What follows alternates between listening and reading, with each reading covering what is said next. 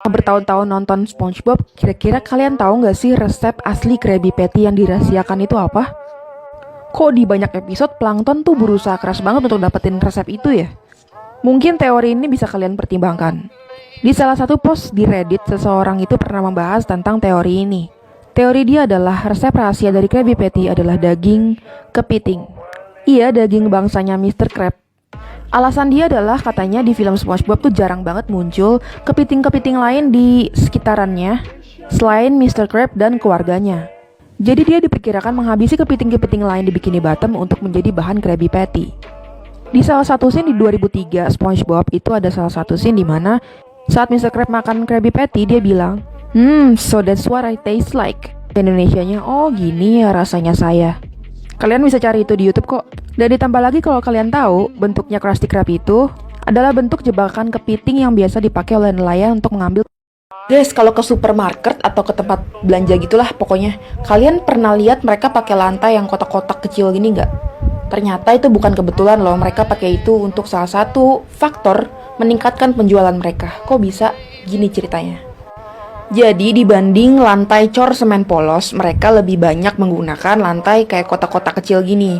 Katanya, dipercaya kotak-kotak kecil ini dapat menghambat jalannya customer. Jadi tanpa sadar kalian itu jalannya lebih lama, terus lebih banyak nengok kanan kiri untuk lihat barang. Belum lagi guncangan dari troli yang kalian pakai.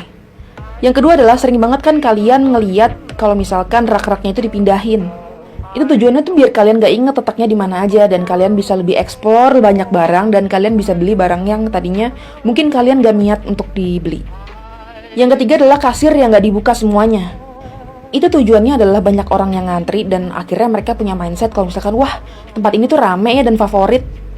Ingat gak hoax terbesar yang pernah terjadi di Indonesia? Jadi di 2009 lalu itu Indonesia lagi digemparkan dengan kasus di mana ada seorang anak yang namanya Ponari yang dia bisa menyembuhkan orang dengan cara minum air yang sebelumnya dicelupkan di tangan dia menggunakan sebuah batu yang dia temukan pada saat tersambar petir. Awalnya katanya ada tetangganya yang coba minum air itu dan ternyata sembuh, dan itu dari mulut ke mulut, jadinya banyak orang yang percaya dan datang ke rumah Ponari bawa wadah air gitu dan minta dicelupin di tangannya. Bahkan gak sedikit orang yang juga kasih uang ke mereka sebagai bentuk terima kasih dan totalnya katanya hampir miliaran. Ternyata itu semua bohong dan itu merupakan placebo effect namanya.